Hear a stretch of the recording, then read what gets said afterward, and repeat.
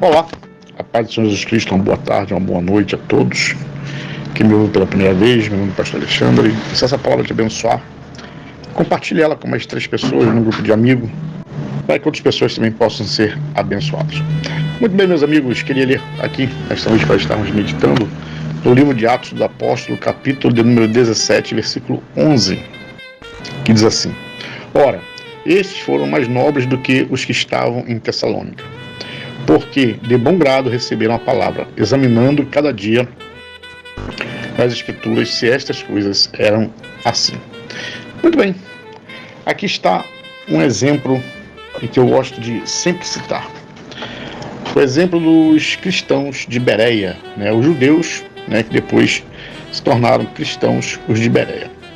Paulo e Silas, eles saíram naquela viagem missionária, enfrentando muitas dificuldades, inclusive em Tessalônica tiveram problemas.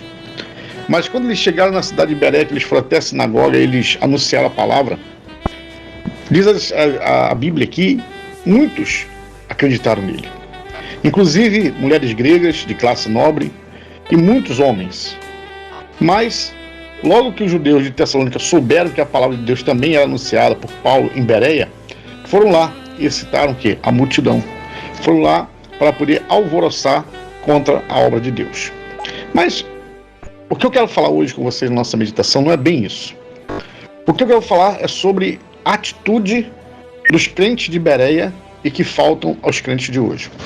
Por que essa igreja ela foi tão notável? Por que essa igreja ela é uma igreja que ela é lembrada até os dias de hoje? É porque os crentes de Bereia, eles ouviam o que Paulo e Silas ensinavam, mas só que eles iam para as Sagradas Escrituras para poder conferir se de fato era aquilo mesmo.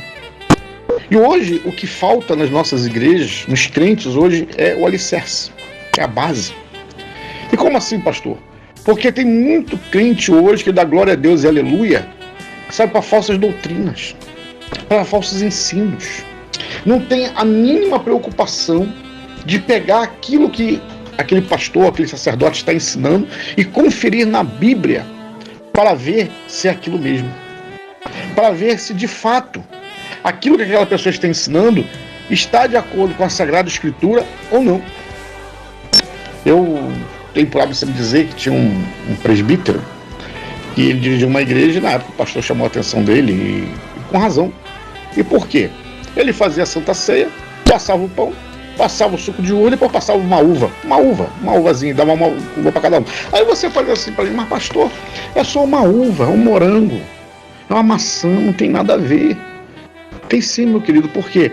Porque a uva, a maçã, a banana, o que for, não faz parte do elemento da Santa Ceia. O que faz parte da Santa Ceia é apenas o pão e o suco de uva. Aí esse que não tem nada a ver hoje, aí vai fazendo, daqui a pouco tem mais alguém fazendo, daqui a pouco tem outra igreja fazendo, e aquilo vai contaminando o corpo de Cristo e vai contaminando a igreja. Ao ponto de que daqui a pouco começam a tomar aquele tipo de atitude como se fosse algo verdadeiro, e não é.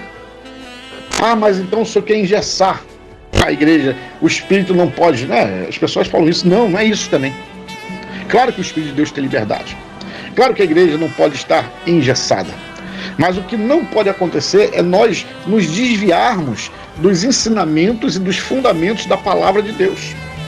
Por isso, todo ensinamento, seja de quem for, seja meu, seja de A, seja do pastor fulano, do pastor ciclano, seja do apóstolo que viu Jesus, seja de quem for, daquele que foi levado, o irmão ali foi levado do inferno, depois foi para o céu, depois foi arrebatado, viu uma nuvem de ouro, viu não sei mais, pode ser quem for.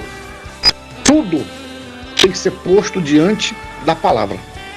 Uma certa feita numa escola dominical, se tratava um tema muito melindroso e que algumas igrejas estavam adotando na época, e eu combatia porque não há base bíblica para isso. E aí o irmão perguntou assim para mim: professor, mas se porventura Deus não queria falar naquele tempo sobre isso e agora Deus quer falar, agora Deus quer colocar? Eu disse para ele: olha, tudo que Deus colocou para a igreja está na palavra, está na Bíblia, de Gênesis, Apocalipse. Tudo que Deus quer tratar para a sua igreja está entre Gênesis e Apocalipse. Ah, mas está no Apocalipse 2, então não é de Deus. Não é para a igreja. Ah, mas está lá no Evangelho segundo não sei quem. Não é para a igreja. Ah, mas está lá no livro que alguém achou, que é um livro que foi dado por um anjo. Também não está não é de Deus. E por quê, pastor? Porque tudo que é para a igreja está entre Gênesis e Apocalipse. Tudo. Se você encontrar alguma coisa, algum ensinamento, alguma palavra que esteja fora de Gênesis até Apocalipse, então, meu amigo, pode ser um motivacional. Tem pastores que fazem motivacional. Já não há problema nenhum quanto a isso. Há pastores aí que são psicólogos, psicanalistas, gente formada, graduada, muito bem preparado. Não há problema nenhum quanto a isso. O que você não pode fazer é confundir o que é ensinamento humano e o que é ensinamento bíblico. Isso você não pode confundir. Para isso tem essa passagem que nós lemos hoje, que fala sobre os bereanos, foram mais nobres do que os que estavam em Tessalônica. E por quê? Porque eles ouviam que Paulo pregava, e eles chegavam em suas casas, eles iam depois, né, conferir se é verdade ou não. Portanto, meus amigos, que nós possamos ter essa mesma atitude nobre dos bereanos nos dias de hoje. Conferir nas Sagradas Escrituras, de Gênesis a Apocalipse, se realmente aquilo que aquela pessoa está falando, ensinando, se é de Deus ou não. Ah, pastor, mas olha, é o apóstolo santinho da santidade, da vara, do cajado de fogo, do sapatinho do raio, que escreveu esse livro aqui, olha, inspirado pelo Espírito Santo.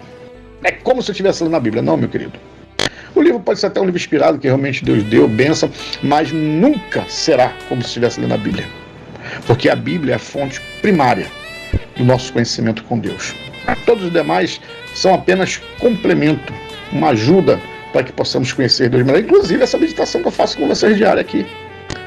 Aqui possa ser dia que eu falo aqui umas abobrinhas e você, calma aí, o pastor não foi feliz nisso daqui não. Amém. Sou homem, falho, carnal. Não sou detentor da palavra e nem dono da palavra, porque o dono da palavra é Jesus. Amém? Deixa eu falar para você, Pai querido, Pai amado, Senhor Deus. Abençoa, Senhor Deus, esta pessoa, Senhor, que me ouve, Pai, neste momento, ó Deus, dando, Senhor, sabedoria, Senhor, entendimento na Tua palavra, Pai querido, abençoamos, ó Pai, cada família, Senhor Deus, também que nos ouve, ó Pai, com a bênção da santidade, Deus, com a bênção, ó Deus, querido, da saúde, da prosperidade, ó Pai, ó Deus, da harmonia espiritual, ó Pai, Senhor Deus, é o que eu te peço, te agradeço em nome do Senhor Jesus, amém.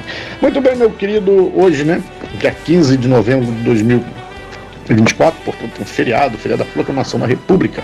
Que Deus possa te abençoar grandemente e, querendo Deus, até amanhã, a paz do Senhor.